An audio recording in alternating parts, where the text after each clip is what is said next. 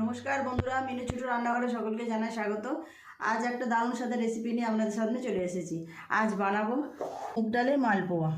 এমনি মালপোয়া তো বানিয়েছি, খেতেও ভালো লাগে, আপনারাও জানেন। তো আজকে মুগ ডালের মালপোয়া বানাবো। আমি এখানে এক বাটি মুগের ডাল নিয়ে 3-4 ঘন্টা আগে ভিজিয়ে রেখেছি, ভালো করে ধুয়ে ভিজিয়ে রেখেছি। মুগের ডালটা আগে আমি পেস্ট করে নেব। একবারে সবটা দেবো না, দুবারে দেবো। অল্প একটু জল দিয়ে দেবো, দিয়ে খুব মিহি পেস্ট বানাবো। এই বাটির এক বাটি আমি মুগের ডাল ভিজিয়ে রেখেছিলাম।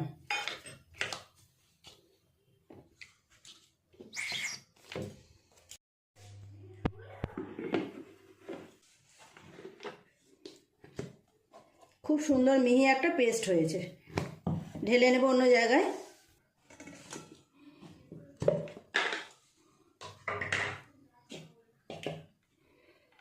বাকি ডালটাও একইভাবে পেস্ট করে নেব। সমস্ত ডালটা একইভাবে পেস্ট করে নিলাম। কত সুন্দর একটা স্মুথ পেস্ট হয়েছে দেখুন। এই দেখুন, এই রকম হয়েছে। এর মধ্যে কিছু জিনিস আমি মেশাবো। দিয়ে দেব খুব অল্প নুন, বেকিং সোডা দেব খুব অল্প একটু। এই বাটির এক বাটি ডাল নিয়েছিলাম, এই বাটির হাফ বাটি ময়দা নেব। দেব অল্প একটু ঘি। ঘি দিলে খুব সুন্দর একটা সেন্ট আসবে, সেই জন্য দিলাম। আর দেব একটা ছোট দুধের প্যাকেট। খুব ভালো করে সমস্ত কিছু মিশিয়ে নেব। এর মধ্যে কিন্তু আমি কোনো চিনি ব্যবহার করিনি। অল্প একটু জল দেব, জল দিয়ে একটা ব্যাটার বানিয়ে নেব। আপনারা চাইলে এটাকে দুধ দিয়েও বানাতে পারেন। আমি গুঁড়ো দুধ দিয়েছি, সেই জন্য আমি আর দুধ দেব না, জল দিয়ে দেব। খুব বেশি ঘনও হবে না, খুব বেশি পাতলাও হবে না, এইরকম একটা ব্যাটার বানাতে হবে।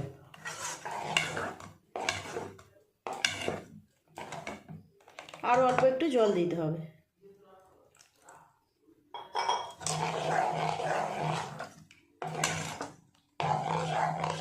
ব্যাটারটা সাইডে থাক, আমি একটু মৌরি ভেজে নেব। প্যান বসিয়ে দিয়েছি, দিয়ে দেব অল্প একটু মৌরি। মৌরিটা হালকা করে নেড়ে ভেজে নেব।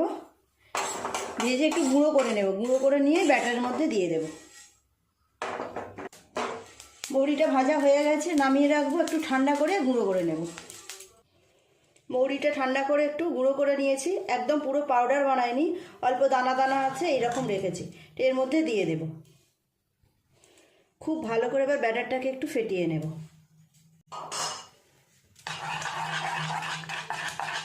শীতকাল মানেই তো পিঠে, এখন তো শীত পড়েই গেছে। আপনারা একবার এইভাবে বাড়িতে বানিয়ে দেখবেন, অসম্ভব সুন্দর খেতে হয়। আমি এটাকে চিনির রসে আলাদা করে দেবো, ওই জন্য এর মধ্যে আর চিনি দিলাম না। আলাদা করে চিনির রসে দিলে খেতে আরও বেশি ভালো হয়। অসম্ভব সুন্দর খেতে হয়, একদম নরম তুলতুলে। ছোট বড় যে কেউ খুব সহজেই এটা খেতে পারবে। বেশ অনেকক্ষণ ধরে ব্যাটারটাকে এইভাবে একটু নেড়ে নিয়েছি। কেমন হয়েছে দেখুন, থিকনেসটা এই রকম। খুব ঘনও হয়নি, আবার খুব পাতলাও না। এইটা এখন একটু সাইডে রেখে দেবো চাপা দিয়ে। এই সময় আমি চিনি শিরাটা বানিয়ে নেব। একটা প্যান বসিয়ে দিলাম। এই বাটির এক বাটি চিনি নিয়েছি, এই বাটিরই এক বাটি জল দেব। চিনি শিরাটা খুব বেশিক্ষণ ফোটাবার দরকার নেই।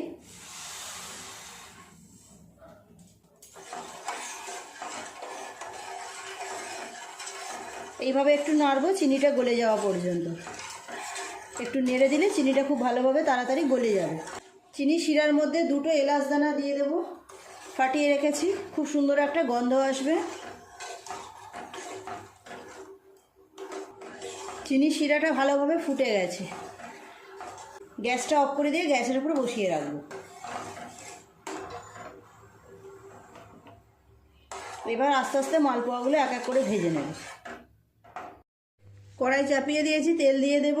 মালপোয়াগুলো ভেজে নেব। এবার তেলটা কতটা গরম হলো অল্প একটুখানি দিয়ে দেখব। তেলটা ঠিকঠাক গরম হয়ে গেছে দেখুন, দেওয়ার সাথে সাথেই উপরে ভেসে উঠছে। দিয়ে দেবো ব্যাটার।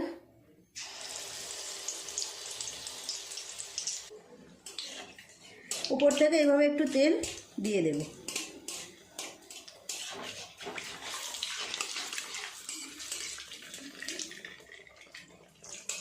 উল্টে পাল্টে ওপিঠটাও ভেজে নেব। এই মালপোয়াটা ভাজা হয়ে গেছে, তুলে নেব। ভালো করে তেল ঝরিয়ে তুলে নিয়ে চিনি শিরায় দিয়ে দেব।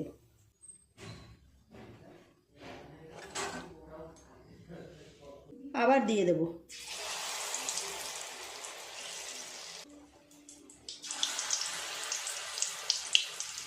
খুব বেশি দেব না, অল্প অল্প করে দেব। দেওয়ার সাথে সাথেই দেখুন কেমন সুন্দর ফুলে উঠছে। উপর থেকে এইরকমভাবে তেল দিয়ে দেব।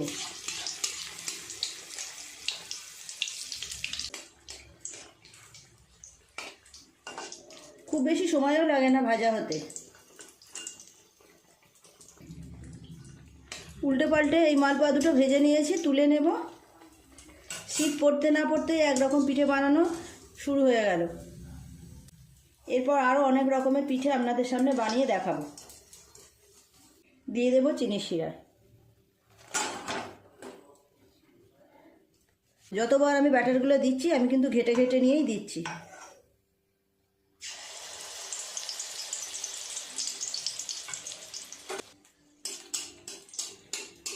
এইভাবে প্রত্যেকটার ওপরে কিন্তু তেল ছড়িয়ে দিতে হবে। উপর থেকে খুব সুন্দরভাবে তাহলে ফুলে যাবে।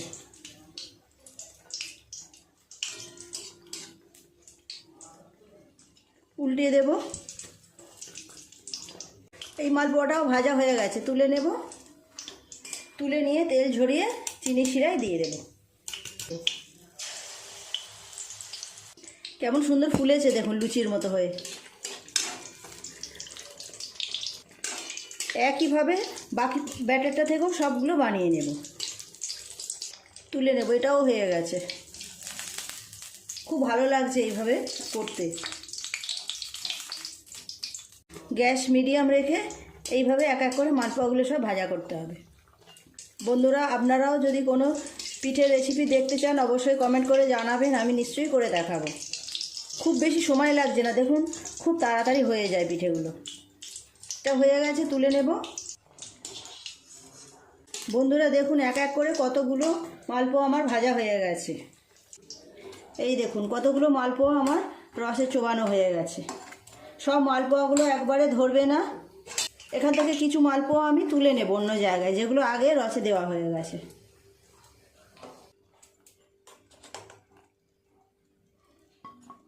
কয়েকটা তুলে নেব। এখনও কিছুটা বাকি আছে। একইভাবে ওগুলোও ভেজে নিয়ে এইভাবে মিষ্টির রসে দিয়ে দেব। চলুন যেগুলো বাকি আছে এগুলো একইভাবে ভেজে নিই। এই দেখুন কেমন দেখতে হয়েছে। বাকিগুলো একইভাবে ভেজে নেব। এক এক করে অনেকগুলোই হয়ে গেল। এখন আমার মেয়ে একটু আমায় হেল্প করছে। এটা আমার মেয়ের হাতের মালপোয়া। আগে আর একটা ভাজা হয়ে গেছে। একটু একটু তেল ওপরে দিয়ে দাও। ওরাও সব কিছু শিখুক। খুব তাড়াতাড়ি হয়ে যাচ্ছে তো, খুব সুন্দর, ওর বেশ ভালো লাগছে করতে। আর বেশি ব্যাটার নেই, আর দুটো একটা হবে, হয়ে গেলেই হয়ে যাবে। এই মালপোয়াটা ভাজা হয়ে গেছে, তুলে নিচ্ছি। তুলে নিয়ে রসের উপরে দিয়ে দাও।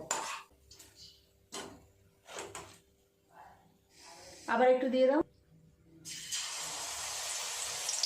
বাচ্চাদের এইসব কাজ করতে খুব আগ্রহ। বন্ধুরা এক এক করে সব মালপোয়াগুলো ভাজা হয়ে গেল। এবার আপনাদের দেখাবো রস থেকে তুলে। বন্ধুরা দেখুন সব মালপোয়াগুলো আমার ভাজা হয়ে গেল। কেমন দেখতে হয়েছে দেখুন। আগে এগুলো রস থেকে তুলে নিয়েছি, এতগুলো একসাথে ধরবে না, তাই বাকিগুলো এবার রস থেকে তুলে নেব। তুলে এই প্লেটের উপরে সাজিয়ে নেব।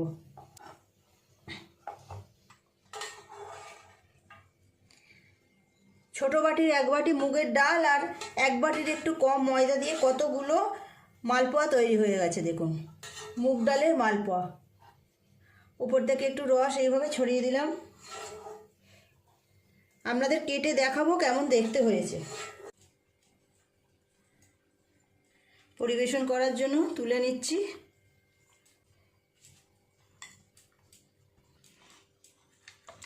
ছোট বড় যে কোনো বয়সের মানুষই কিন্তু খেয়ে ফেলতে পারবে। খুব সুন্দর নরম হয়েছে, একদম তুলোর মতো নরম। দেখুন কত সহজেই কেটে গেল। একটু খেয়ে দেখো কেমন হয়েছে বন্ধুরা, কমেন্ট করে জানাবেন। প্রত্যেকটা মালপোয়া একদম রসে পরিপূর্ণ। বন্ধুরা আজকের এই রেসিপিটা কেমন লাগলো কমেন্ট করে জানাবেন। অবশ্যই আপনারা নিজেরাও একবার এইভাবে বাড়িতে বানিয়ে দেখবেন, অসম্ভব সুন্দর খেতে হয়। নতুন একটা রেসিপি মুগ ডালের মালপোয়া। প্লিজ বন্ধুরা আজকের রেসিপিটা কেমন লাগলো কমেন্ট করে জানাবেন। ভালো লাগলে একটা লাইক করে দেবেন, আমার চ্যানেলটি সাবস্ক্রাইব করে পাশে থাকা বেল ঘন্টা ক্লিক করে দেবেন। তাহলে যখনই আমি এরকম নতুন কোনো ভিডিও আপলোড করবো সাথে সাথে সবার আগে আপনার নোটিফিকেশনে চলে যাবে। সবাই খুব ভালো থাকবেন, দেখা হচ্ছে পরের দিন নতুন কোনো রেসিপির সাথে। নমস্কার।